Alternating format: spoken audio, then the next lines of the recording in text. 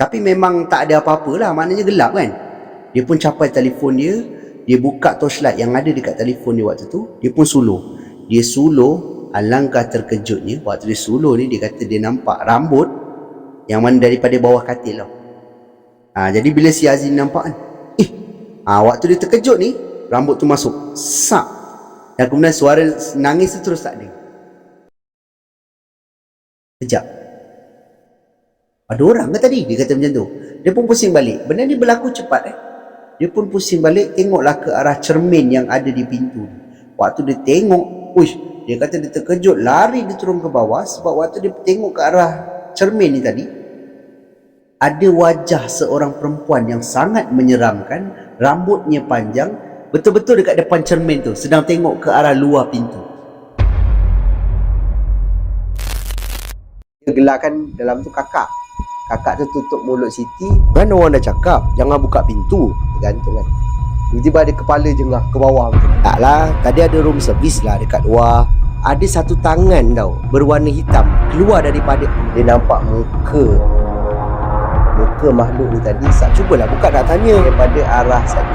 Ketiga orang ni berdiri pandang.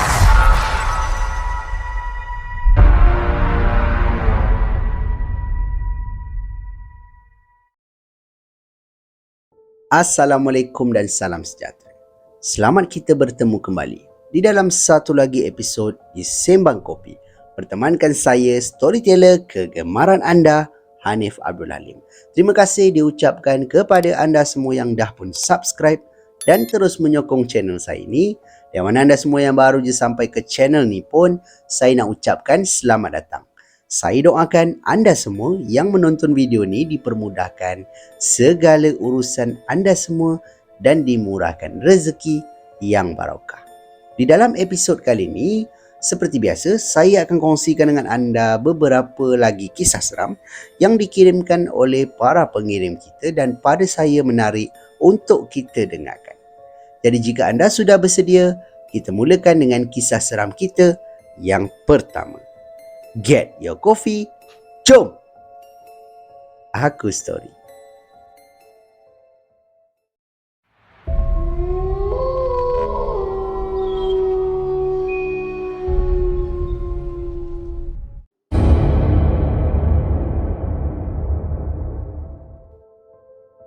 Baiklah, pengalaman seram kita yang pertama ini datangnya daripada pengirim kita yang bernama Ishak. Yang mana Ishak ni nak berkongsi dengan kita semua satu pengalaman seram yang abang dia pernah alami ketika abang dia sedang mandi di salah sebuah tasik yang tak jauh daripada rumah dia. Kisah dia berbunyi begini. Okey, Ishak ada nyatakan di dalam kiriman yang mana di dalam keluarga dia ni hanya dia dua beradik saja. Dia dengan abang dia. Okey, yang mana dia tak ada adik lah, senang cerita. So di dalam adik-beradik dia ni, abang dia ni adalah seorang yang boleh dikatakan hebat dalam berenang lah, kira terror lah berenang. Kira kalau mandi pantai ke apa, mak dengan ayah dia tak risaukan abang dia, risaukan si Ishak ni. Sebab Ishak ni mungkin tak berapa pandai berenang, tapi abang dia memang hebat. Kira boleh selamatkan adik dia lah kalau contoh adik dia nak lemas ke apa kan. Dan pernahlah berlaku satu petang yang mana dikatakan dia berada di dalam bilik sedang bermain game di smartphone dia ataupun telefon dia. Tengah dia main game lebih kurang jam, mungkin dalam pukul 3 lebih macam tu. Dia kata dia tak berapa ingat, kisah ni pun berlaku dah lama. Waktu tu petang lah, dia tengah main game. Tiba-tiba abang dia ketuk pintu bilik dia. Menyebabkan dia kata buka-buka, tak kunci. Dia bagi tahu abang dia lah. Jadi bila abang dia buka, abang dia bagi tahu dekat dia yang mana nak tak ikut. Macam ajak lah adik dia. So si Ishak ni tanya dengan abang dia, nak pergi mana kan? So abang dia cakap nak pergi ke tasik, nak mandi dekat tasik lah, main-main air tasik je. So si Ishak ni cakap dengan abang dia lagi, kau dah cakap dengan mak ke? Sebab tasik dekat area rumah dia ni memang boleh dikatakan dalam lah, dan ada juga berlaku kisah-kisah misteri apa semua ni. Jadi mak dia kata kalau mandi kolam ke, macam apa, kolam renang ke, pantai, mak dia boleh lagi accept lah. Tapi kalau tasik tu mak dia memang tak bagi. So abang dia cakap, abang dia tak bagi tahu pada mak dia. Abang dia hanya cakap pada mak dia yang abang dia nak keluar jumpa kawan macam tu. Jadi si Ishak ni rasa macam tak berminat lah untuk ikut. So dia cakap dengan abang, tak apalah, abang je lah pergi kan. Dia cakap macam tu. Okey. Abang dia pun pergilah sendiri. Dan kemudian dalam pukul 5 macam tu, dia pun keluar untuk pergi bermain, orang kata beriadah lah bersama dengan kawan-kawan dia. Mungkin main bola ke, main basikal ke, mungkin kan. Jadi dia pun main dekat luar, lebih kurang pukul 6 lebih, hampir pukul 7, dia dah pun sampai ke rumah semula. Yang ni, bila dia sampai ke rumah, dia sangat terkejut apabila di depan rumah dia ni ada banyak motor parking tau. Ada beberapa motor yang parking depan pagar rumah dia. Menyebabkan dia kata, ada apa ni? Dia cakap macam tu. Okeylah, tak apa.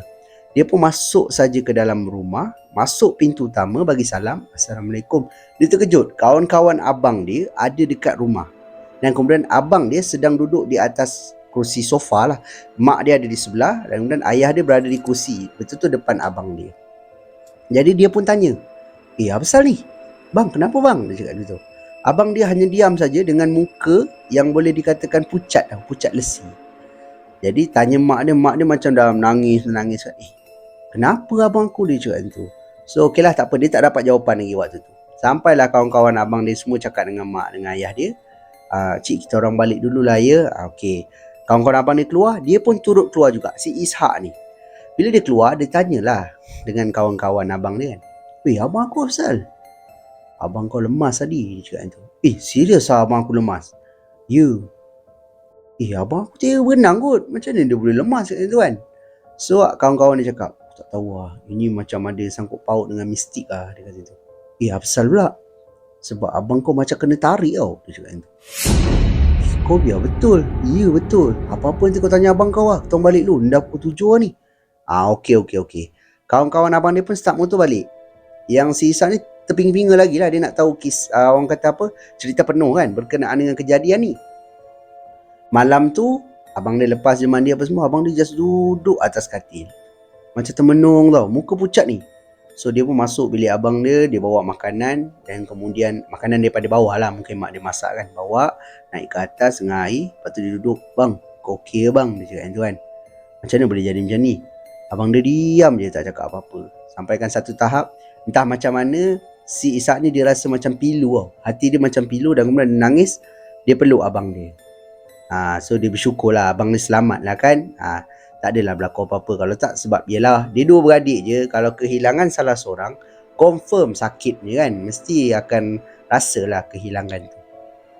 Sampailah berlanjutan beberapa hari yang mana abang ni tak bercakap, makan pun macam nak tak nak, muka pucat sentiasa. Waktu ni parents kepada Ishak ni dah mula rasa macam anak aku ni ada sesuatu yang tak kena.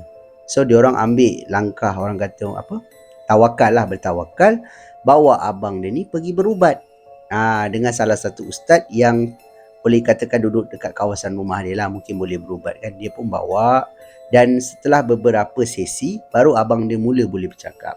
Dan kata ustaz tu, abang dia ni macam shock je, macam terkejut tau. Jadi lemas semangat. Itu je, tak ada pun benda ikut ke apa, tak ada. Sampailah abang dia boleh bercakap semula, boleh berceritakan ataupun boleh menceritakan apa yang berlaku. Abang dia pada waktu tu sedang nak mandilah dekat tasik tu kan. Dia masuk saja dekat tasik, dia mulalah berenang. Yang mana kawan-kawan dia ni ada juga yang turun, tapi taklah pergi ke kawasan ke tengah sangat. Sebab kawasan tasik kan dalam kan. Jadi yang lain ni tak berapa pandai berenang, dia mandi di bahagian tepi-tepi je.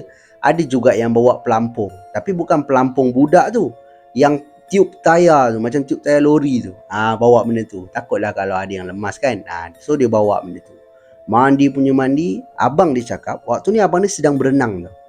Dia berenang, kepala pada waktu tu menghadap ke dalam air lah. Lepas tu tangan macam ni kan. Mungkin lah saya rasa macam tu. Macam ni. Tengah berenang ni, dia ternampak di dalam air.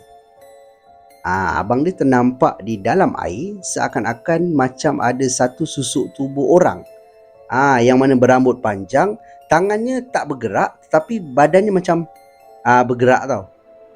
Di bawah arus lah mungkin bergerak macam tu kan. Jadi si abang Ishak ni rasa macam ada orang lemas ke? Dia kata macam tu lah kan. So dia pun mulalah macam bangun, angkat kepala, dia kata dengan kawan-kawan dia, Weh, ada orang kat dalam, kat bawah ni. Dia cakap macam tu. Kawan-kawan ni sebenarnya, siapa?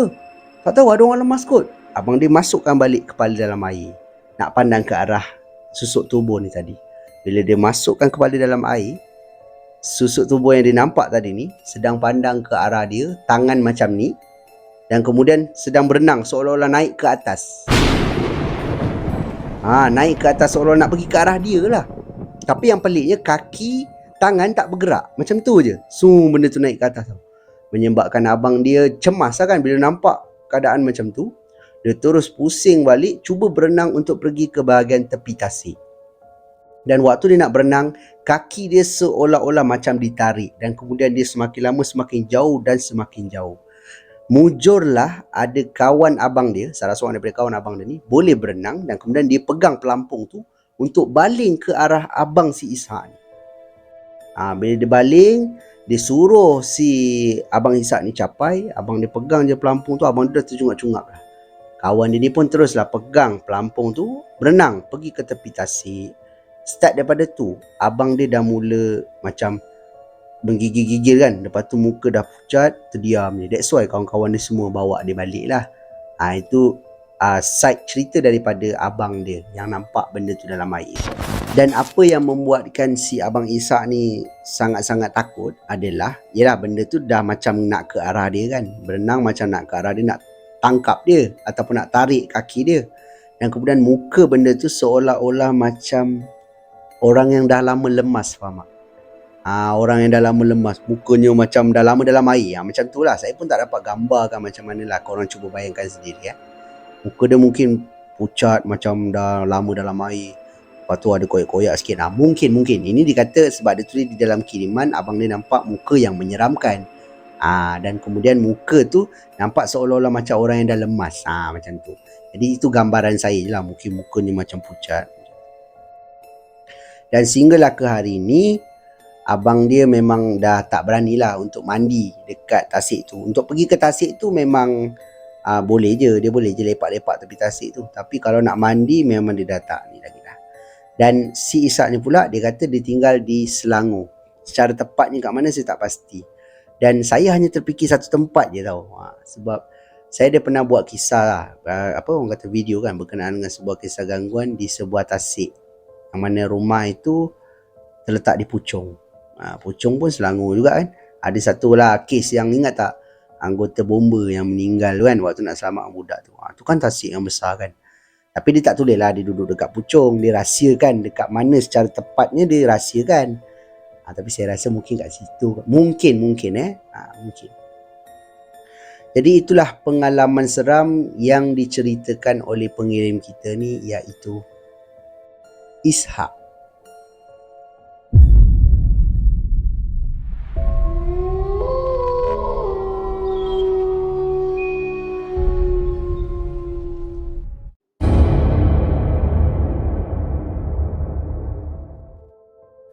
Kisah seram kita yang kedua ni pula dikirimkan oleh pengirim kita yang bernama Aziz. Yang mana Aziz ni nak berkongsi dengan kita semua satu pengalaman seram gangguan yang dia pernah alami ketika dia menginap di salah sebuah hotel yang terletak di sebuah pulau yang terletak di negeri Pahang. Kisah dia berbunyi begini. Okey, Aziz bagi tahu yang suami dia ni adalah seorang businessman. Maknanya ada bisnes sendirilah, ada syarikat sendiri yang macam tu. Dan setiap hujung tahun, apabila diorang dah tutup akaun, diorang dah kira batuk pula. Sorry. Jadi bila dia dah tutup akaun, dia dah kira orang kata keuntungan pada tahun itu apa semua, selain beri bonus, suami si Aziz ni dia akan buat trip tau. Trip macam family day lah, kira macam tu. Bersama dengan staff-staff dia semua. Dia bawa semua sekali, pergilah mana-mana pulau. Dan pada tahun 2018, mana kisah ni berlaku lah tahun 2018, suami dia bawa semua staff dia pergi ke salah satu pulau yang terletak di negeri Pahang. Saya rasa anda semua tahulah, ini salah satu pulau tarikan utama lah di negara kita. Tak perlulah saya sebut di mana kan. Jadi diorang pun menginaplah di sebuah hotel, ambil bilik, dah buat reservation apa semua. Okey, diorang pun tinggal dekat situ.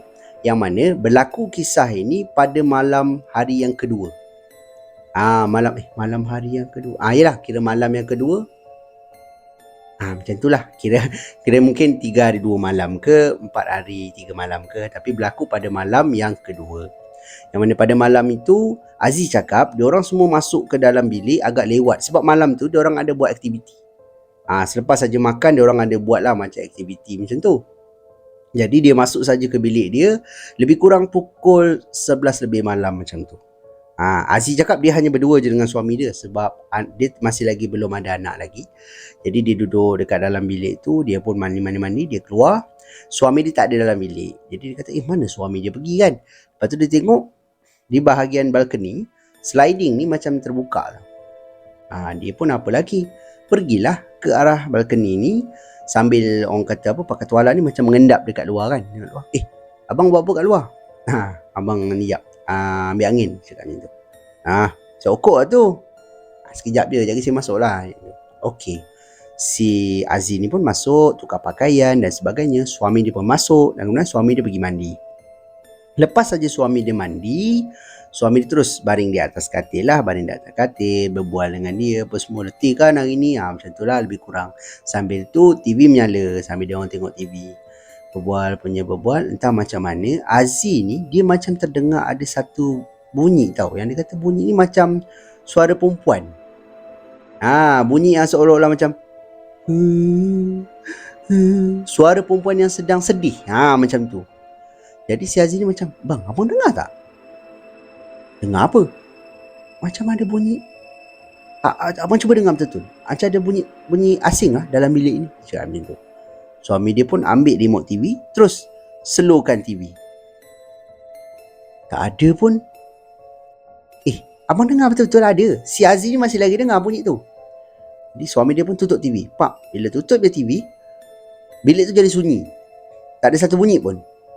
Jadi Aziz ni pun rasa macam, TV kot. Dia cakap macam tu. Tapi TV pada waktu tu sedang siarkan rancangan yang mana orang tu sedang memancing laut dalam lah, kira ada bot apa semua macam tu. Jadi dia kata, takkanlah sedang orang tu mancing ada bunyi perempuan menangis kan? Jadi dia kata, tak apalah, mungkin dia salah dengar lah, mungkin TV lah, dia fikir macam tu. So suami dia pun tutup lampu, tutup TV, gelap satu bilik ni. Suami dia terus peluk isteri dia, tidur. Peluk si Aziz ni lah. Jadi Aziz ni cakap dengan suami dia, sebab dia dah terdengar bunyi ni tadi. Dia cakap dengan suami dia, bang, buka satu lampu boleh? Lampu bilik air ke, tak kisahlah. Tak boleh. Sebab suami dia memang tak boleh tidur kalau ada lampu sikit pun buka, tak boleh. Dia kena gelap betul. Ini suami dia lah. Jadi si Aziz dia kata, dah suami dia tak boleh macam tu, tak apalah. Dia pun baring, tidur. Suami dia pun tidur. Lebih kurang dalam pukul 2 lebih pagi macam tu, 2 ataupun 3. Aziz kata dia tak berapa ingat. Dalam 2/3. Mungkin dalam lingkungan tu lah.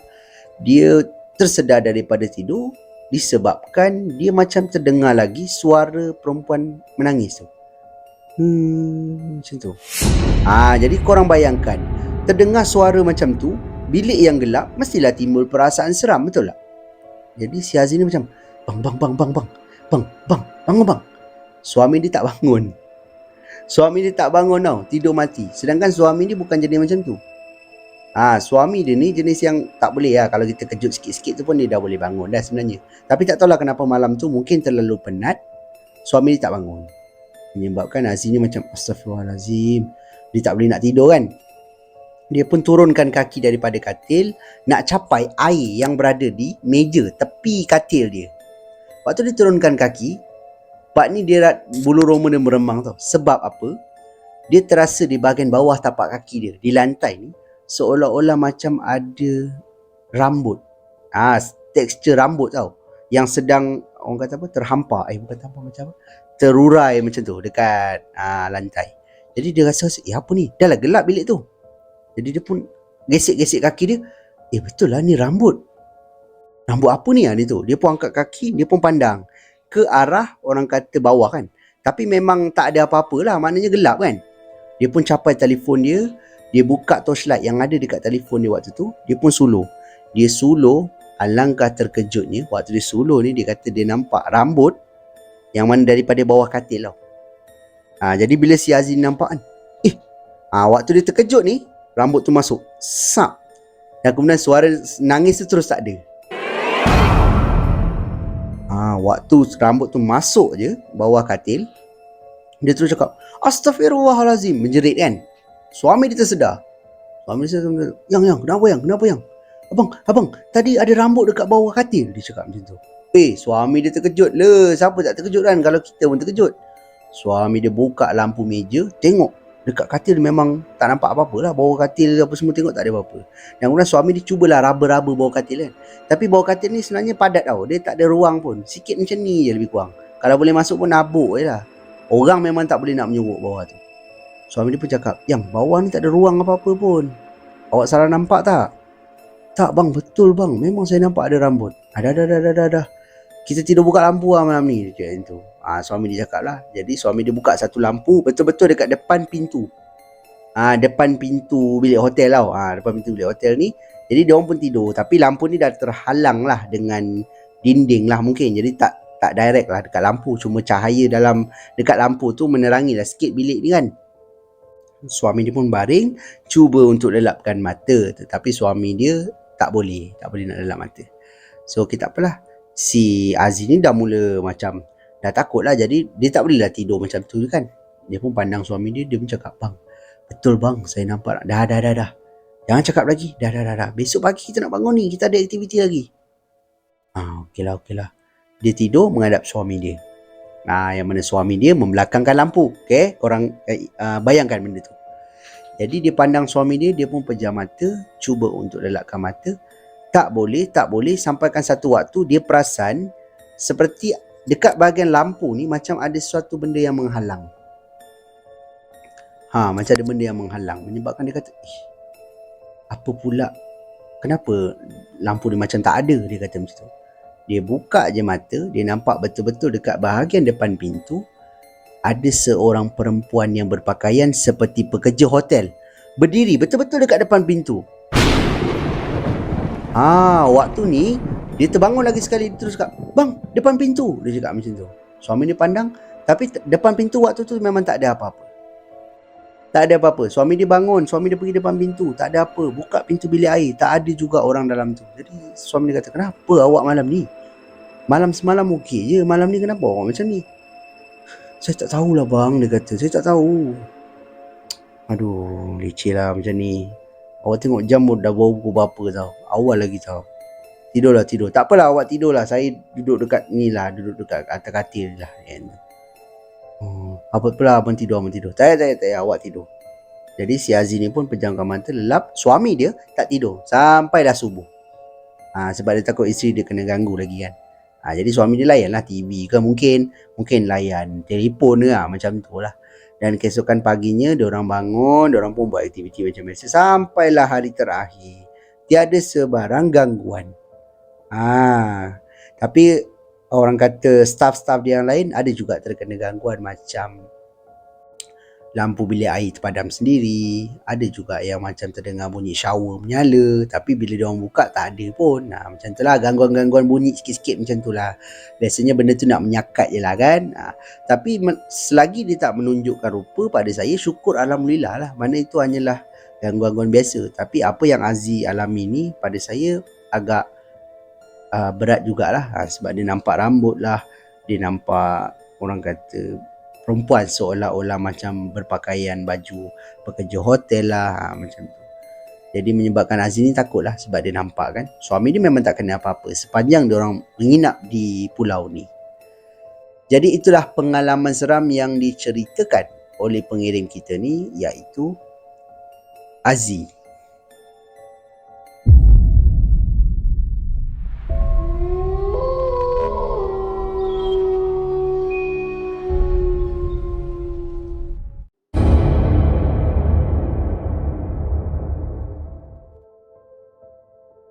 Kisah seram kita yang ketiga ni pula diceritakan berlakunya kepada pengirim kita yang bernama Maria. Bukan nama sebenar. Dia ada tulis nama dia di dalam kiriman ni. Tapi dia kata tolong jangan sebut nama saya. So saya gelar dia sebagai Maria je lah.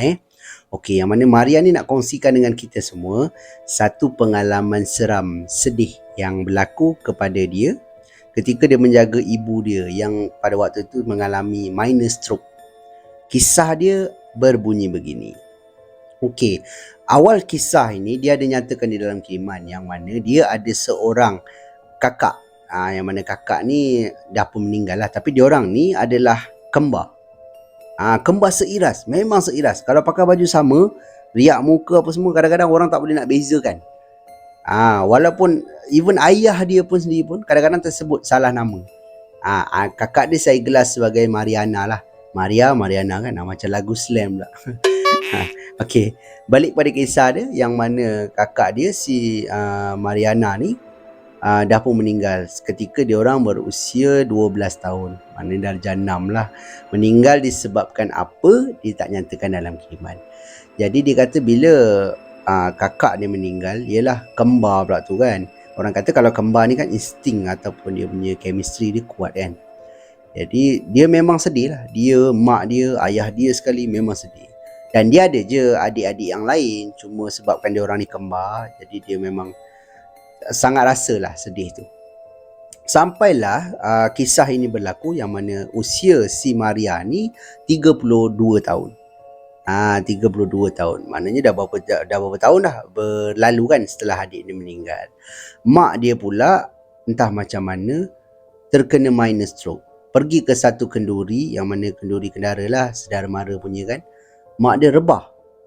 Rebah tiba-tiba. Bawa ke hospital apa semua, rupanya minor stroke. Dan kemudian mak dia memang tak boleh berdiri, tak boleh berjalan, hanya boleh baring sahaja.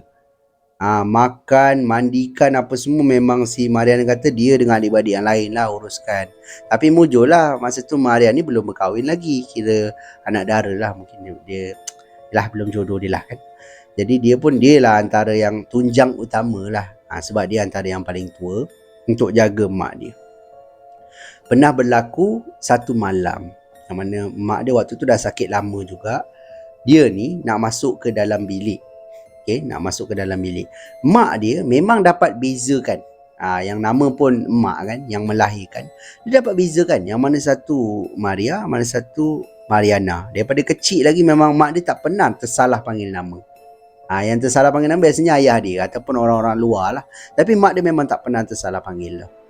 Pernah berlaku satu malam yang mana mak dia panggil, Maria.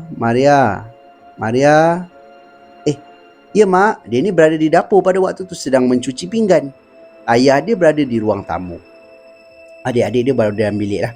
Dia pun lepas waktu dia tengah cuci pinggan ni, dia terdengar, mak panggil aku. Dia pun teruslah tinggalkan dia punya ni kan, kerja dia, terus pergi ke arah bilik mak dia.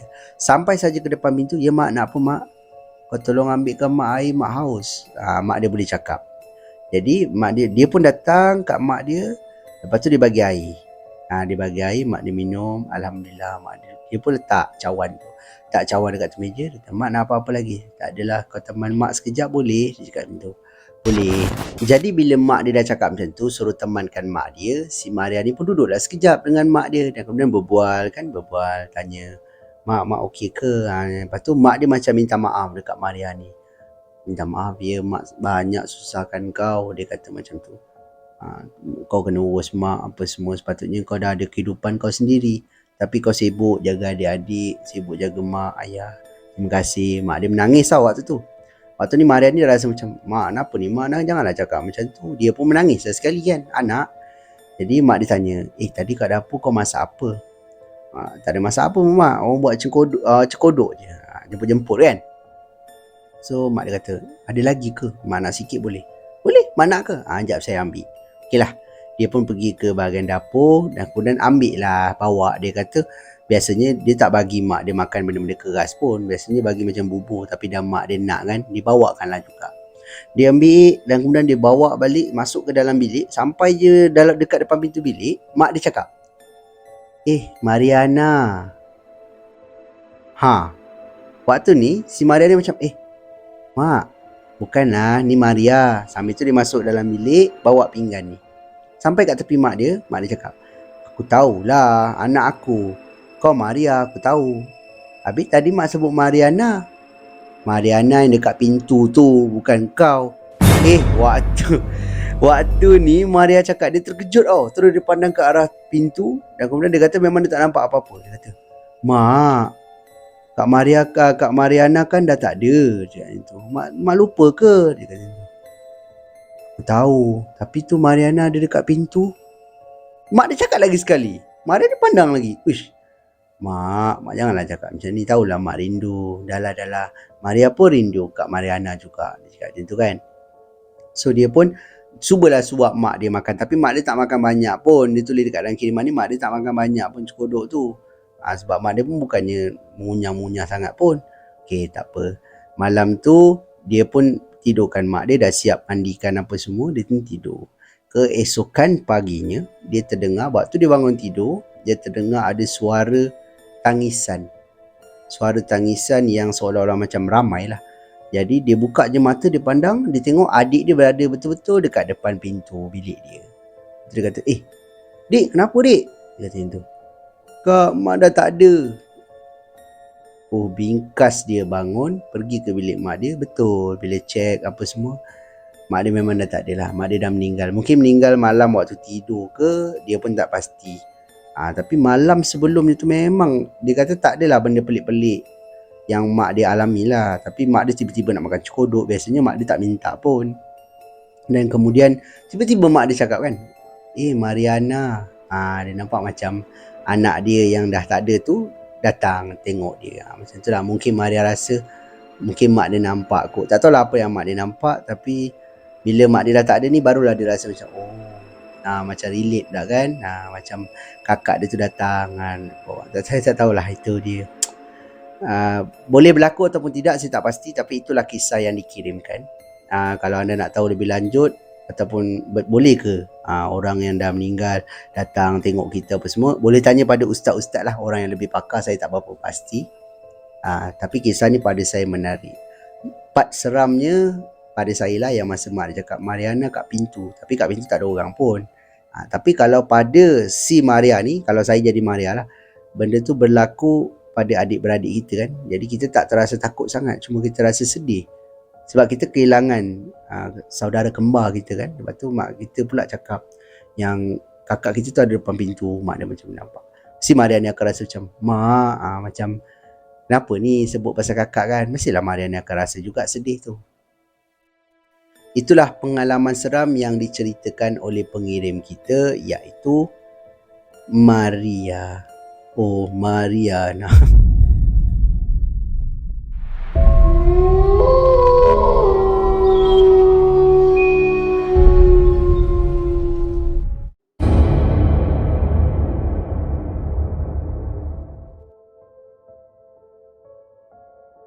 Kisah seram kita yang keempat ni pula dikongsikan oleh pengirim kita yang bernama Azrai. Yang mana Azrai ni nak berkongsi dengan kita semua satu pengalaman seram penampakan yang dia pernah alami ketika dia menziarah tanah perkuburan pada waktu malam. Kisah dia berbunyi begini. Okey, Azrai tidak menyatakan di dalam kiriman ini di mana dia kerja sebagai apa, tak ada. Tapi kisah ini bermula yang mana dia ni dihantar ke Eropah tau. Atas urusan kerja lah, dihantar oleh tempat kerja dia selama 2 minggu. Tapi setelah dia berada di sana, hari yang keempat, dia telah pun mendapat kabar berita yang menyedihkan daripada Malaysia lah, daripada kampung dia, yang mana atuk dia telah pun meninggal dunia. Disebabkan berita itu, dia sangat-sangat sedih lah. Sebab dia dengan atuk dia sangat-sangat rapat. Boleh dikatakan sebab dia tulis kat dalam kiriman dia rapat dengan atuk dia. Jadi dia sangat rasa kehilangan itu. Dia cuba untuk dapatkan tiket flight untuk balik ke Malaysia secepat mungkin. Tapi memang tak sempat lah untuk tengok atuk dia buat kali terakhir. Jadi keluarga dia decide untuk teruskan je ke bumi apa semua. Sebab jenazah kan tak boleh lama-lama. Jadi dah selesai ke bumi apa semua. Keesokan harinya kot, selepas dia dapat tahu berita ni, dia pun baliklah semula ke Malaysia. Sampai saja di sini dalam pukul 6 lebih pagi macam tu. Awal pagilah. Yang ambil dia di airport pada waktu itu adalah parents dia dengan adik dia yang bongsu. Yang mana adik dia yang bongsu bawa kereta lah. Dia masuk saja dalam kereta, dia terus diam tak cakap apa-apa. Sampailah ke kampung dia yang terletak di Batu Kikir, satu kawasan ataupun satu daerah di Negeri Sembilan. Jadi bila dia sampai saja ke kampung, pagi tu dia sarapan dulu dengan mak ayah dia, dengan adik dia apa semua. Dan adik ni tanya, kau nak pergi kubur atuk ke? Tapi si Azrael ni cakap dia masih belum kuat lagi lah, dan satu lagi dia masih lagi penat. Jadi dia ambil keputusan untuk balik dulu ke rumah atuk dia. Balik saja ke kampung, dia mandi berehat, dan kemudian dalam petang macam tu, waktu asar, dia pun pergilah solat asar di satu masjid kampung ni. Kampung dia lah, dekat kampung dia ni, yang mana belakang masjid itu adalah tanah perkuburan, yang mana atuk dia dikebumikan di situ. Selesai je keluar daripada masjid, dia dengan adik dia yang bongsu pada waktu tu, adik dia cakap, bang, kau nak pergi tengok kubur atuk tak? Boleh lah, kau tunjuk aku dek mana kubur dia. Okey. Azrael pun berjalan lah dengan adik dia pergi ke kubur atuk dia ni. Sampai je Azrael ni memang tak boleh tahan air mata dah. Dia dah menangis. Dia cakap lah waktu dekat kubur ni, dia cakap. Dia minta maaf, dia tak sempat tengok atuk dia buat kali terakhir. Dah lama tak jumpa atuk dia apa semua. Jadi selepas baca Yasin apa semua, dia pun balik. Dan adalah kenduri arwah apa semua kan, malam-malam. Selesai je semua benda-benda tu, lebih kurang selang beberapa hari lah selepas itu, dia pergilah solat maghrib dan juga isyak di masjid yang saya cakapkan tadi. Jadi waktu dia solat apa semua, bila dia keluar je, dia berbual lah dengan salah seorang jemaah yang mana rapat dengan atuk dia, dan umur pun lebih kurang sama. Dan jemaah ni bagi tahu yang mana atuk dia selalulah cerita pasal si Azrael ni. Aku rindu betul lah cucu aku yang seorang ni, bila dia nak balik ni, aku nak ajak dia pergi mancing ni, macam-macam lah dia cakap. Kat situ Azrael ni sangat-sangat sedih lah bila dia dengar tu kan. Betul ke pakcik? Atuk cakap betul. Ya, atuk kau cakap macam tu. Atuk kau bangga kau kerja baik apa semua kan. Kat sini dia lagi sedih. Jadi selesai je dia berbual, dia keluar daripada kawasan orang kata apa, masjid ni tadi, nak pergi ke arah kereta dia. Dia terus terpandang ke tanah perkuburan lah yang berada di belakang masjid ni. Dan tak tahu kenapa dalam hati dia kuat rasa rindu tu, sebab dia baru bercerita tentang atuk dia tadi kan. Dia pun jalan lah, ambil keputusan untuk jalan masuk ke kawasan tanah perkuburan ni. Tanah perkuburan ni bukanlah semuanya gelap, tidak, ada lampu. Cuma lampu ada di beberapa tempat je lah, jadi tak menerangi seluruh tanah perkuburan ni. Dia pun jalan sampai dekat kubur atuk dia. Dia pun duduk lah tepi kubur ni, duduk kan, dan kemudian dia bacakan Yasin. Sebab dia kata yelah kubur kan, kita pun akan ke sana juga. Jadi dia tak takut pun pada mulanya. Dia pun baca Yasin. Dalam masa dia tengah baca Yasin ni, dia terasa tau, dia macam ada satu, yalah kita kan ada sixth sense kan, kita ada rasa, macam ada rasa ada orang ke apa ke.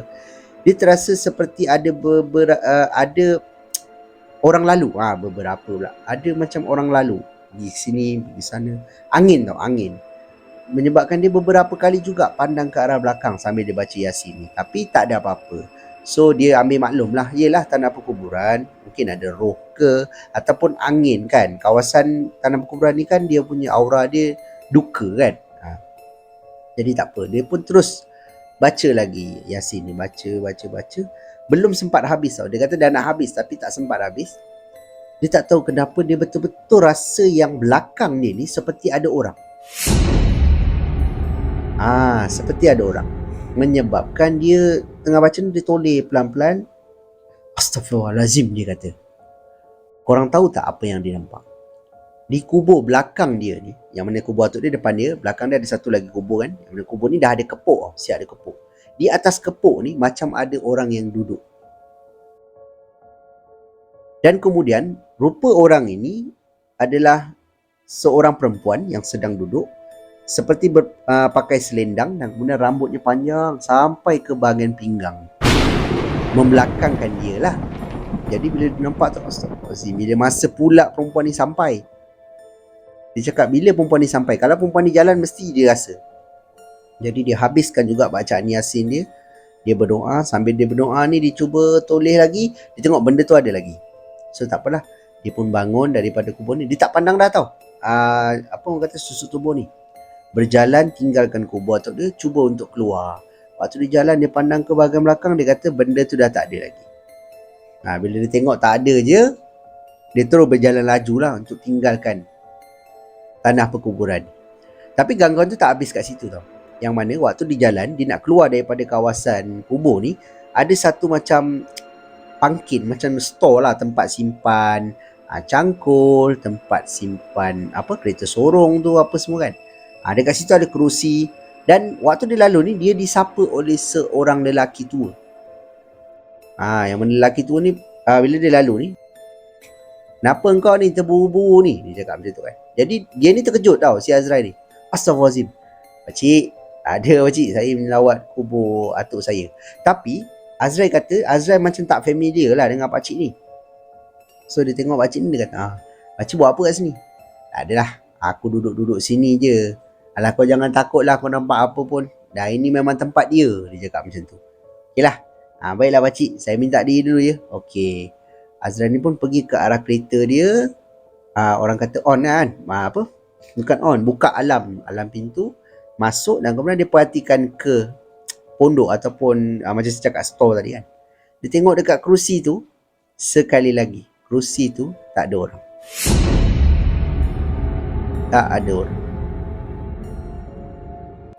Terus dia undurkan kereta, tinggalkan kawasan masjid, balik semula ke rumah.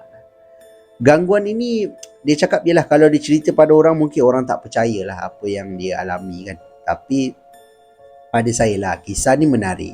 Tak kisahlah kisah ni betul-betul ke ataupun dibuat-buat ke, tapi pada saya kisah ni menyeramkan lah. Sebab dia nampak benda tu duduk belakang dia weh.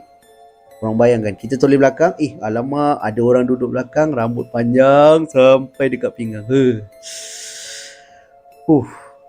Tapi dia masih lagi boleh habiskan bacaan Yasin tu, dan kemudian baru beredar lah. Mungkin ada setengah orang mungkin akan terus bangun time tu juga kan, tinggalkan kawasan tu. Tapi dia masih lagi. Yang pakcik tu, itu pada saya misteri.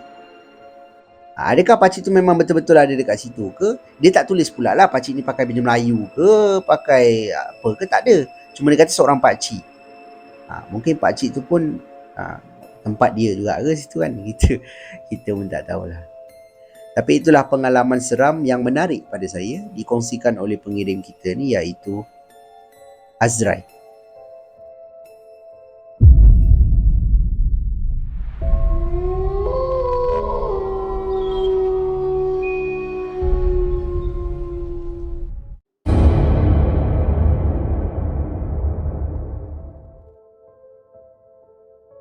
Sampailah masa untuk kisah seram kita yang terakhir untuk video kita pada kali ini.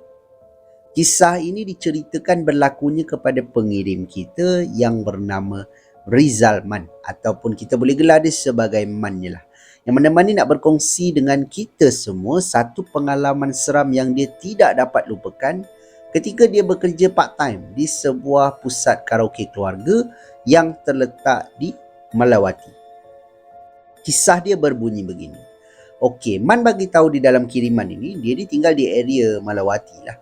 Dan dia pun di sebelah paginya, dia bekerja lain tau. Dia bekerja sendiri. Dan kemudian pada waktu malam untuk menambah pendapatan, dia pun bekerja di sebuah pusat karaoke keluarga. Yang mana dia masuk dalam pukul 7 sampai pukul 2 pagi. Yang mana pusat karaoke ni buka daripada pukul 12 sampailah pukul 2. Okey. Pada hari kejadian seram ni berlaku, dia masuk pada pukul 7 dan kemudian macam biasalah, biasanya dia akan duduk di bahagian kaunter, dan kemudian kalau ada sebarang orang kata masalah teknikal ke apa, dia lah akan pergi dekat bilik kan, mic tak bunyi ke apa ke. Okey je, kerja dia orang kata berjalan macam biasa je. Cuma waktu nak tutup, waktu nak closing ni pada pukul 1 lebih pagi, hampir pukul 2, dia kata dia kena ronda lah di setiap floor, yang mana ada 3 floor dekat pusat karaoke ni. Berbezalah, ada bilik kecil, bilik sederhana, bilik besar. Dia kena ronda satu-satu bilik tau, bersama dengan pekerja-pekerja yang lain. Yang mana pada waktu tu diorang bincang-bincang, si Man ni kena ronda di bahagian atas sekali, yang mana bilik-bilik besar lah kebiasaannya. Jadi diorang pun okeylah berpecah. Man ni pun naiklah ke tingkat 3. Pusing kan. Dah memang sunyi gila lah, sebab semua kebanyakan orang kata pelanggan semua dah balik kan. Jadi dia ronda satu bilik, dia buka, dia pastikan dalam tu tak ada barang tertinggal apa semua kan. Dia pun cek, okey, lampu semua dah tutup. Okey, dia jalan satu bilik ke satu bilik, sampailah dia melalui satu pintu bilik, yang mana bila dia lalu je, Dia kata dia terperasan di dalam bilik ini seperti ada satu susuk tubuh perempuan yang sedang menghadap ke dinding. Tapi dia melepasi lah. Bila dia melepasi, dia kata, kejap. Ada orang ke tadi? Dia kata macam tu. Dia pun pusing balik. Benda ni berlaku cepat. Dia pun pusing balik, tengoklah ke arah cermin yang ada di pintu ni. Waktu dia tengok, dia kata dia terkejut, lari dia turun ke bawah sebab waktu dia tengok ke arah cermin ni tadi, ada wajah seorang perempuan yang sangat menyeramkan, rambutnya panjang, betul-betul dekat depan cermin tu, sedang tengok ke arah luar pintu. Jadi bila Man ni tengok je, dia punya terkejut, dia terus lari, tolong, dia terus turun ke bawah. Jumpa kawan-kawan yang lain. Yang lain pun macam percaya tak percaya lah. Tapi ada 2 orang kawan dia yang teman dia naik ke atas waktu tu. Tengok dalam bilik tu memang tak ada apa-apa. Dan lepas dia orang ronda satu bilik pun memang tak ada orang langsung lah. Jadi confirm lah apa yang dia nampak itu pastinya lah bukan manusia kan. Itulah gangguan-gangguan makhluk halus ni. Lagipun tu waktu-waktu dia lah tu. 1 lebih pagi, 2 pagi ni kan. Memang waktu dia lah. Cuma dia kata pengalaman ni sangat ringkas lah. Sebab dia waktu dia kerja ke apa memang tak ada benda yang pelik-pelik pun. Tapi waktu nak closing tu, hari tu dia boleh terkena pula. Yang mana dia nampak pada mulanya perempuan berdiri betul-betul pandang ke arah dinding. Bila dia nampak, ada orang ke? Dia pusing balik. Dia tengok dekat pintu tu, betul-betul dekat pintu tu ada orang jengah. Allahu Akbar. Kalau saya pun ada kat situ, mau terkejut kan. Ring darah sekejap. Jadi itulah pengalaman ringkas yang diceritakan, yang berlakunya kepada pengirim kita ni, iaitu Rizal Maan.